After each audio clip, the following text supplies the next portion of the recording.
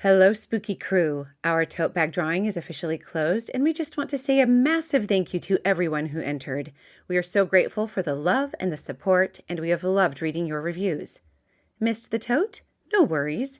We're still sending out high-quality vinyl stickers while supplies last. Just email us proof of your rating and review along with your mailing address to thespookydarlings@gmail.com, and we'll get one headed your way.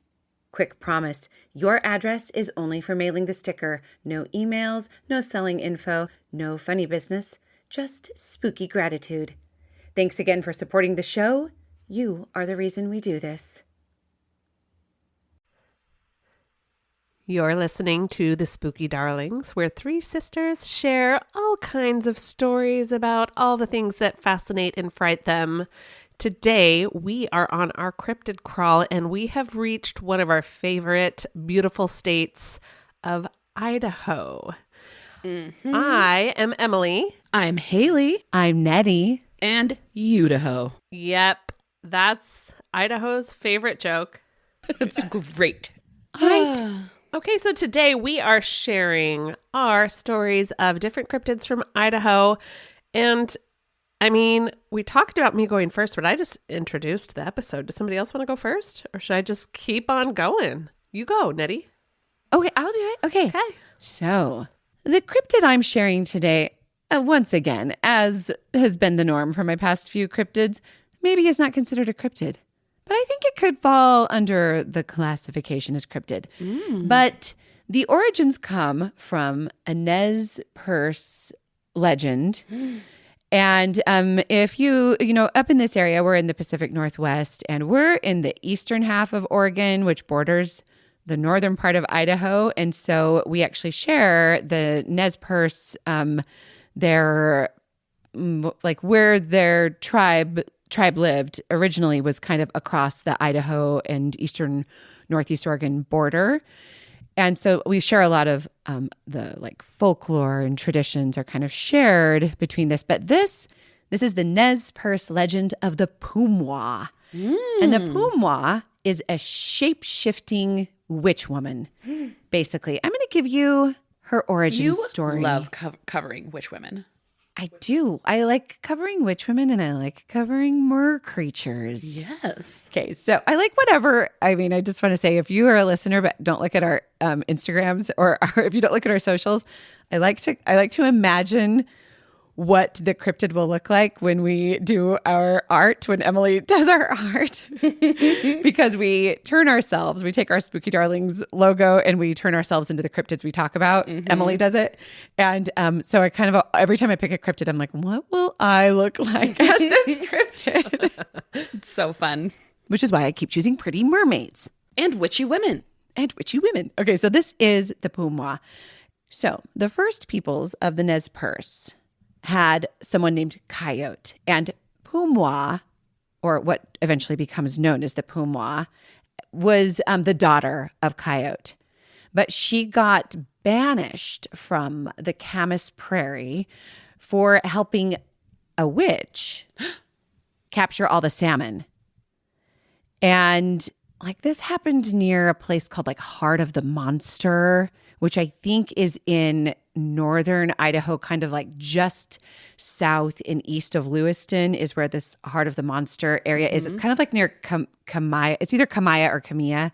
I haven't been there, but I've seen it on a map, and it looks like a really cool place to go visit. But that's kind of in the heart of the Nez Perce reservation area, and where their original land was before it was stolen.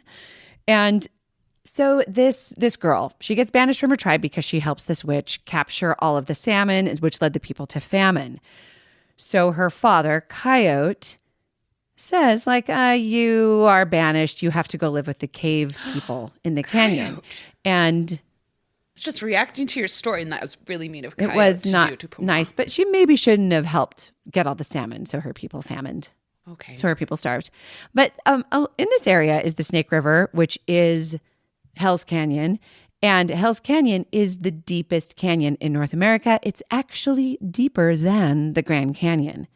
So, as you can imagine, in a canyon that deep, there's a lot of like land that you cannot get to. Like a lot of cliffs and things that you cannot get to. And there's caves in these cliffs. And the Nez Perce folklore or legend is that there were people dwelling in these caves, and they called them the cave people. And so this girl, the daughter of Coyote, was banished to go live with these people. Now, the cave people are immortal. So she learned the secrets of immortality from the cave people, and she was able to get immortality. But the price she had to pay, the sacrifice she had to make, was to bring mortals, to bring humans back to the caves as sacrifices. And then she was able to be immortal by bringing them back. So this is what the Pumwa does, is she shapeshifts. Her natural state, I believe, is that of like an old kind of like haggard witch woman. But she shifts into a bobcat or into a black cougar, which I thought this was interesting because she's called the Pumwa, but I was thinking like almost a puma. So I wonder if it's like somehow a play on the words. Like I wonder if Pumwa and puma are related words. I don't know. Pumas and cougars are the same thing. Like I think they're the same animal, right? I think essentially the same name for the same animal. There might be like a slight difference. I'm not a zoologist, so I don't know. But I think they're the same. I think they're the same. Okay, interesting. I just know that the logo for Puma athletic gear is a black cougar. Is basically like a black cougar. Ooh. I know this because I'm wearing Puma pants right now. Me too. Oh my gosh, are we twin? We are. Black? Oh, I'm sorry. It's a pink cougar. Mine's pale purple. Pale purplish pink. Anyways, I just wondered that. I didn't read that anywhere or do any research. I just thought, I wonder if Puma and Puma like have similar origins for the words, and that's why maybe she's called the Pumwa. Now, she is known to sort of reside in the Craig Mountain and Joseph Plains. Now, that's interesting because Craig Mountain's actually in Oregon, just south up in the mountains, or like just south of Payette Lake. But there is another place called the Craig Mountain Reserve, which is actually in Idaho. And so this is where I think that most of the lore is actually in Idaho. But Joseph Plains are in Oregon, Craig Mountain's in Oregon, but you cross right over into the Craig Mountain like reservation area that's like basically southeast of Lewiston, which is just north of Payette Lake. So they kind of like are together. And there's crossover cryptid. Like a Craig Mountain. Yeah, a little bit of a crossover cryptid, Haley. That's a good word for it. There's this place called like the Craig Junction is what it's called. And that is sort of near Heart of the Monster where the salmon legend was, where, you know, the Pumwa helped the witch steal all the salmon. So, but I mean, all of it's very close. If you look at a map, it's all very close to each other. So she's known to be in the Craig Mountain area, Craig Junction area, in Hell's Canyon, and also in and some other peak that I can't remember the name of right now.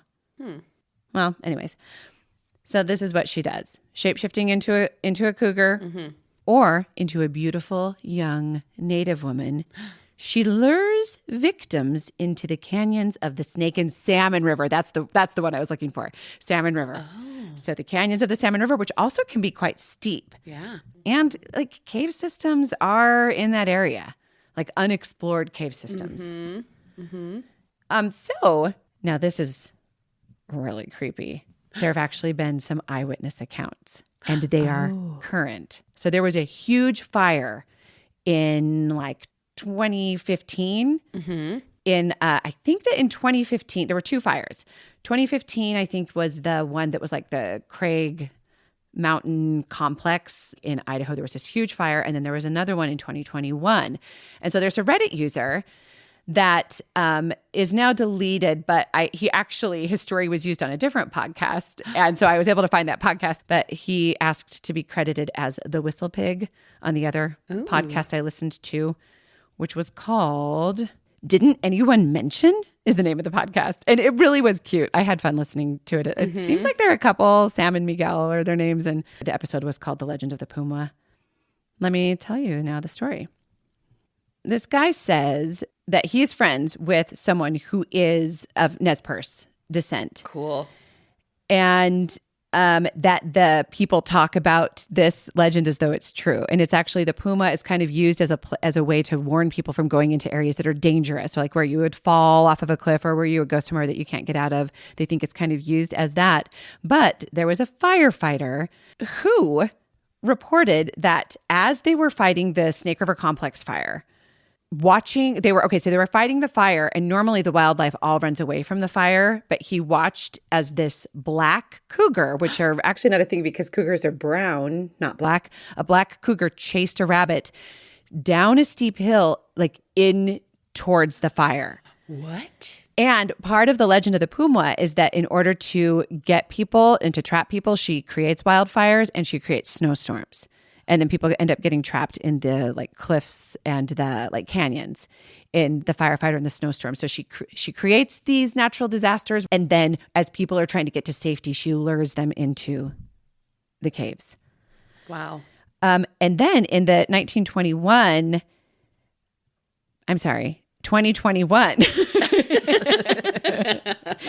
I didn't even question it. I was just like, uh-huh.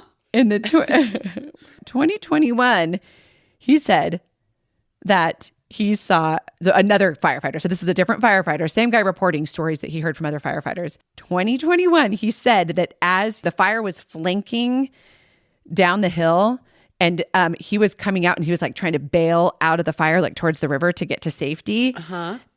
He could see a silent native girl dressed completely in traditional clothing, like waving to him and smiling. She was like beckoning him to come down the trail. And so he ran away from her, but he said it like was so scary. And he like was able to bail into the river. But the guy reporting on it said that this guy was as white as a sheet while telling the story because it scared him so bad. Whoa. And was it one of those things where he felt like almost like drawn to follow the woman even though his body was telling him not to? Is that one of those kinds of things, like a siren almost? That is what I assume, although they don't actually say that. That is what the legend is that she will do, but he doesn't actually report that's how he felt. He just said that it was a silent native girl waving to him, dressed in traditional garb, like beckoning to him to come towards him. And as he bailed into the river, he could just hear her. His exact quotes were, "A loony bitch laughing and the roar of a cougar and fire." Oh my gosh, that is freaky. Whoa. Yeah. And that is basically the legend of the Pumwa. So I would say if you are stuck in a blizzard or the opposite of a blizzard, a fire in the Snake River Canyon area or Salmon River area or in Craig Mountain, and there's like a Bail into the river. It beautiful girl saying, "Come here." Just go elsewhere. Yeah. Just run the opposite direction. Don't follow the cougars or the pumas or the pumwas or the girls. And I would also say don't hike in the snow and don't hike during high fire season. Yeah, and don't go to a danger spot. Don't go to a danger spot. Stay away. Don't play in a danger spot. If you grew up in the 80s, you might have had CDs, or actually they weren't CDs, they were tape cassettes called the Safety Kids that all had songs about safety. And there was a song called Don't Play in a Vacant Lot. And it was like, don't play in a vacant lot. But somehow Emily changed it in her mind to this minor ominous key. I was 3, first of all. I was 3 years old. And she was so cute. And she would have her big eyes and sing it with the most serious face. Don't play in a danger spot. Don't play in a danger spot. Over and over. Which I did. mean, Yeah. You know what? That's a more clear message anyway. Yeah. yeah. And also, what vacant lot? I didn't know what it meant. And I was much older. Yeah.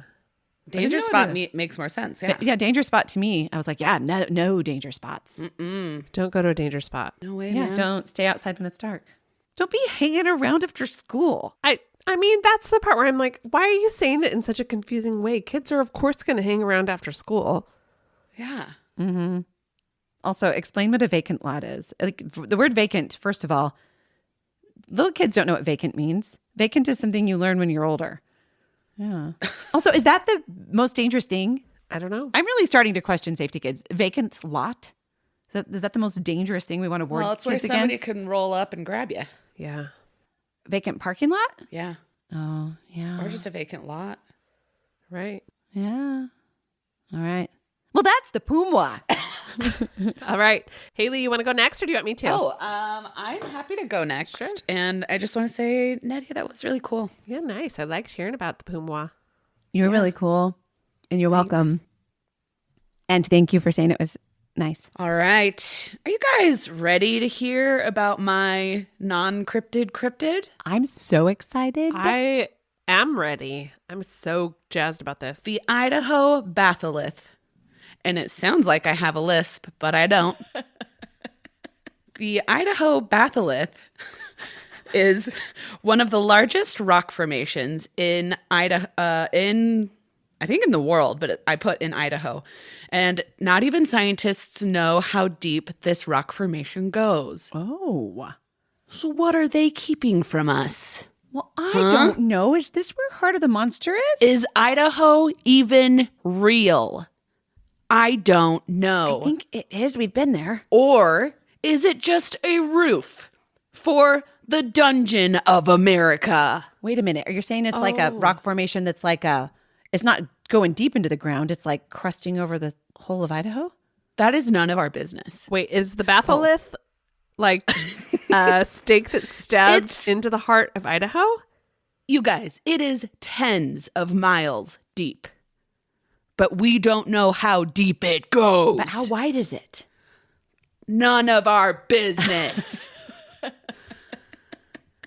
What if this big rock formation is hollow? Is the earth hollow? I don't know. I don't think it is. Emily, stop it. I'm sorry. This whole state of Idaho. I'm letting my education that may or may not be based in fact. I don't know. I'm letting that get in the way of this story, and I'm sorry. You science nerd. Okay? I'm sorry. I was letting critical thinking lead the way. Don't ever do that. Idaho is a roof for... Is it the roof of hell? Just tell me straight right now. No, worse, for our government. Oh. So, scientists don't know the depth of this rock formation because seismic imagery has its limits. But we don't want to get caught up in science, quotation marks. I could talk about the Cretaceous granite and the 55 million years it took to form this massive rock formation, but I'm not a nerd. Oh, I mean, thanks for letting us know. You are kind of a nerd. Out in this non-existent state of Idaho, where civilization ends, our government is hiding in the remote wilderness. And what if I told you that the government is using this rock formation as a secret military base? Are they? Yeah. People who venture out there go missing. It's poorly mapped. Where is it? Strain North Idaho. Well, thank you for telling me it's none of our business. I mean, thank you for not telling me. That does not exist. I meant to say thank you for not telling me it's none of our business. Strange. It's poorly mapped. There are strange sounds that make no sense. Mechanical sounds. Nonsense The government sounds? is keeping secrets from us. In fact, there is a known military naval base near this rock formation called Farragut Naval Training Station at Lake Ponderay. Oh. And what if that extends under our hollow, non-existent state of Idaho, where they experiment with ancient alien technology? What if? Yeah. What if? Wait, are you saying Idaho is non-existent? Idaho isn't real. That's what I found out when I went down this rabbit hole. Okay. Yeah. I've been a few times. Nope. No, you haven't. I thought I did. Idaho is shielding Washington from Wyoming and shielding Utah from Canada, but it is not a real state. Wait, so what? Okay. And if Idaho is hollow, what about the world? The New World Order is hiding the truth from us, and our reptilian overlords don't want us to know. Okay. And that is the Idaho Batholith. That's a rock fact. fact. You guys, this was such a fun rabbit hole to go down. Okay. I'm Wait, still Haley. trying to figure it out. Don't. Okay, so I love your commitment to the storytelling, but tell me, like, where did you find? What were your sources? Like, how did you go down this? Like, what's the background? And how here? are we going to turn? I don't know if you thought about this. How are we going to turn you into the Batholith? I know how to do it. It's Emily. going to be a rock. First of all, experts on YouTube, okay? And there are a couple really special websites that I found. Wikipedia was useless. It just wanted to tell me rock facts. Were they special or were they Special. Science. I got some of this from Reddit, and some of this I had to go, I think, to page 3 maybe of Google, because that's where the truth is after page first it's 2 True. Everybody knows the truth is on page 3 of Google. Where was that other? It like had a bunch of numbers, and it was like this website for like a radio station. Oh. Oh my gosh, that's hilarious. Yeah, I really thought the Batholith was going to be like a basilisk. Basilisk? That's the word. You thought a snake type creature? Because that's also what I thought. I turns did. out it's a rock that is hollow, Shaped like a snake. in a snake shape, because tunnels. Is it really snake shaped? No, I don't know. Oh. Did you just hear what all the things I It's just not, said? it's none of our business is mostly None what of I our got. business. She's like, I'm going to tell you about something that's I mean, I have none to of our assume it's business. Idaho shaped if Haley is to be Well, believed. and does it bleed And I over am. into Oregon or Montana? Well, on the other Oregon side? and Montana are real states. Idaho's not. Right. But does the Batholith bleed over? Or is it It literally does the a shape little of bit Idaho? into Oregon, I believe. It is like a large enough rock formation that it does. Is there a I visual? mostly Okay.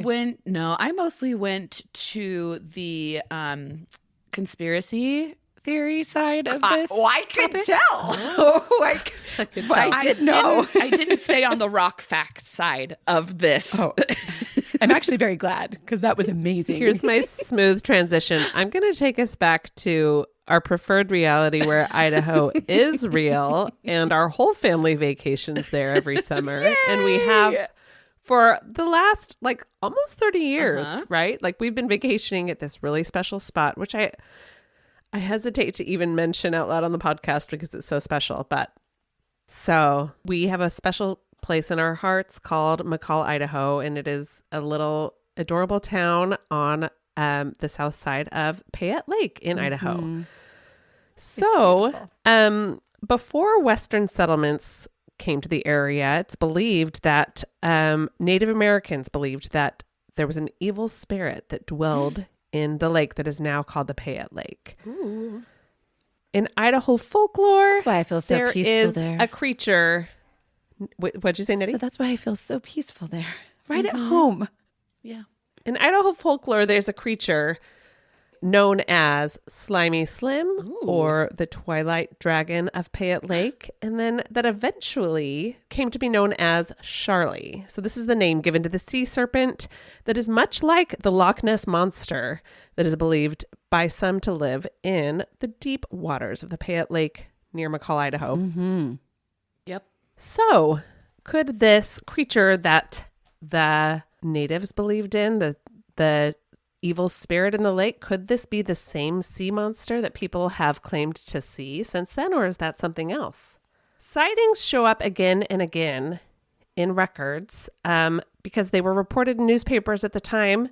The earliest sighting that we know of from printed records is 1920. Some say that it could have been 1917, but the most cited record was in 1920. Somebody saw what they at first thought was either a log or a railroad tie kind of moving around in the water. And then it started moving and undulating in a way that a log could not move and left a wake. It's never a log. Oh. Did you just whisper never a log? Mm-hmm. It's never a log. Sometimes it's a log. Not this one. I don't know though. I've seen logs. I'm just saying I've seen logs. I've seen logs and they were logs. But I've never seen undulating log. So then in the summer of 1944, a group of 6 people at Lakeview Camp described something moving also in an undulating fashion around in the lake. And something emerged from the water almost like a periscope-like head and a tail fin that was visible. Like a submarine? Yes. I mean, well, so they described this thing as having almost like a dinosaur type head with a prominent jaw. And they said it was 30 to 35 feet long. And it had camel-like humps and shell-like skin. And I don't know what they mean by shell-like skin. I don't know if they meant scales. I don't know Turtle. if they meant like a turtle, like a turtle shell. That's what I mean. That's could what have I been think. Shell-like skin. I don't know. Teenage Mutant Yeah. Ninja Turtle? Could have been. So, and then in the same summer of 1944, multiple additional groups reported additional sightings. So, Oh my locals, goodness. soldiers on vacation, mill workers, also kind of like added fuel to this story. And they were calling it at this point Slimy Slim. Did you say soldiers on vacation? Yeah. Yes, quite. You did you? And so is it possible if all these soldiers are on vacation that it was a submarine? That's why I'm asking. And how would one get a submarine? But a submarine to doesn't McCall? undulate. I feel like you're poking holes in my story and how were there soldiers on vacation, and I don't know. No, Idaho is what it's called.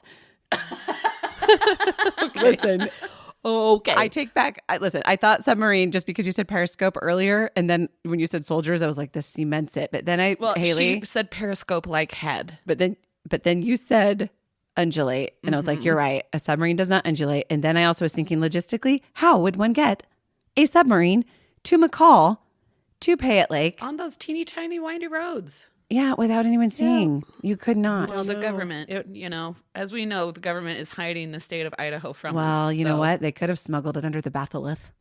Helicopters. Okay, so Hey, I'm always around ready to move on.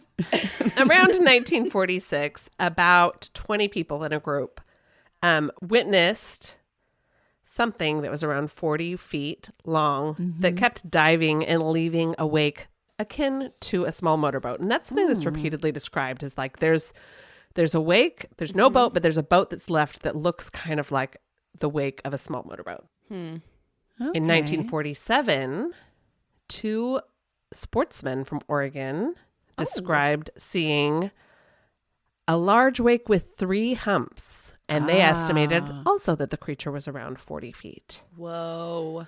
Wow. In 1954, a contest was held to name the serpent of Payette Lake that kept popping up in all these news stories and causing a sensation. So They didn't love Slimy Slim?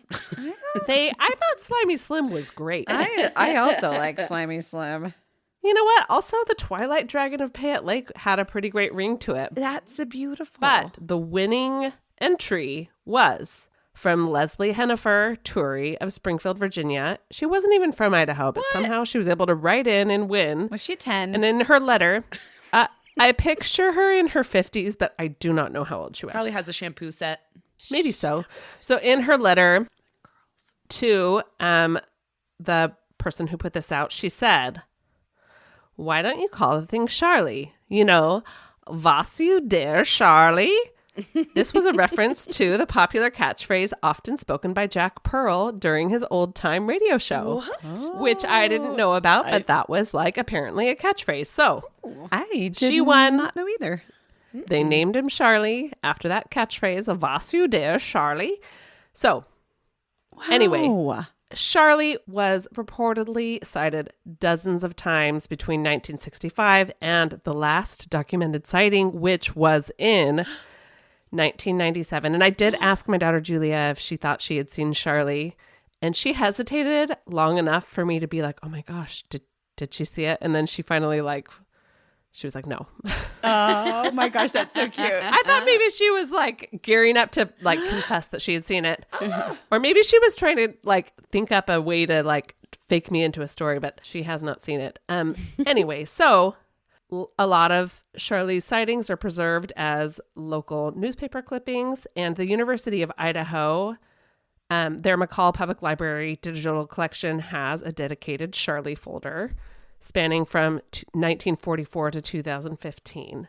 Whoa. So all of the reports, like the repeating motifs, are an undulating movement, a raised head like a periscope, a dinosaur-like head, multiple humps, often 3, a noticeable wake, sometimes compared to a small boat. So what do you think we are seeing there? Could it be misidentified boats? Could it be logs? Could it be giant sturgeon? That's the most common, I think, most scientific explanation. But what do you guys think? I don't know a sturgeon that has a periscope-shaped head. Have you met one? You don't know. You don't know any. Well, listen, I'm not trying to put sturgeons in a box like you are. I've actually never met a sturgeon I've never met a sturgeon. that I didn't like hey, for breakfast. Just kidding. Who eats fish for They're breakfast? caviar. Oh. Yeah. I don't know. I feel like a fish looks more like a fish. Yeah. Yeah. Well, anyway, that is the interesting description of the often cited, never captured on video, Sharlie of Payette Lake. I was going to fill in the blank with often cited, never, and then you paused and it was going to be seen. But I didn't. Seen but not heard. Often cited, never Cited, seen. like with your imagination's eye. With your mind's eye. Yes. Emily, what do you think it is? I mean, honestly, I just think it's something that's kind of fun. I think that it's not uncommon to like kind of see something out of the corner of your eye and not quite know what you saw and then fill in the blanks after, especially if there's other lore like kind of shaping that idea. I think that's probably more of what it is. I think it's a fun thing. I know my kids have like stickers and keychains and stuff of Sharlie. It's just kind of a fun little thing. That's kind of my opinion on it. I don't really believe that there's a giant monster. And if there is one, it has not been destructive that we know of. So it's kind of, When was the last known sighting, did you say? I think 2015 was the last one that was at all documented. So I have some thoughts.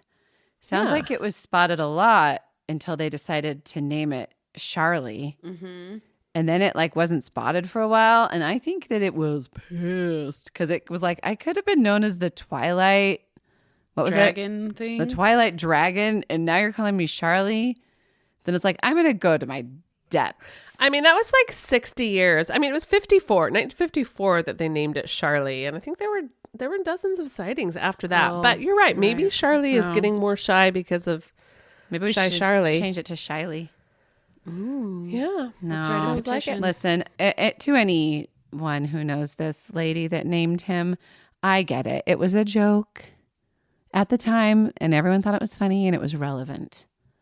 Yeah. And so it's a snapshot in history. Sure. You know? It sure is. I just feel like it could have a better name. But also, I feel that way about the Willow Lake monster, which is Wally. Isn't it? Oh, well, let's save more about that for our Oregon cryptids. Hey, we're always going to be dangling little, what do you call it? Dangling little Tidbits. Pellets, nuggets, Balls. little nugget, jingle balls. Dangling. We're going to be dangling little teasers. That's it. We're always going to be dangling little teasers about Oregon. We can't help it. Okay. Yeah, that's true. Yeah. Emily, good job. Oh, I thank you. And you too, sisters. Yes. And that's our Idaho Cryptid Crawl who's closing us out. It. Haley. All right. Thank you for listening. And you can find us on social media at the Spooky Darlings Podcast on TikTok and Instagram. And if you have a cryptid of your own that you would like us to cover on a future state or just an experience of yours, have you seen Sharlie? Do you know if Idaho is truly there? And I think it is. have you seen the Pumwa? Write in at thespookydarlings@gmail.com.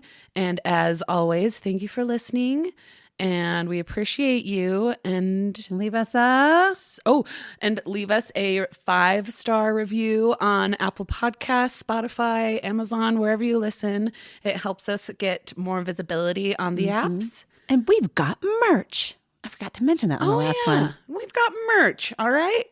You can find our merch at thespookydarlings.printful.me. And did I miss anything else? No. Okay. Stay spooky, darling. Go gently into 2026. Yes, go gently into that good year. That good night year. Good. And stay spooky in the night. Goodbye. Yeah. Bye. Goodbye. 5 stars. I'm Idaho. I'm right here.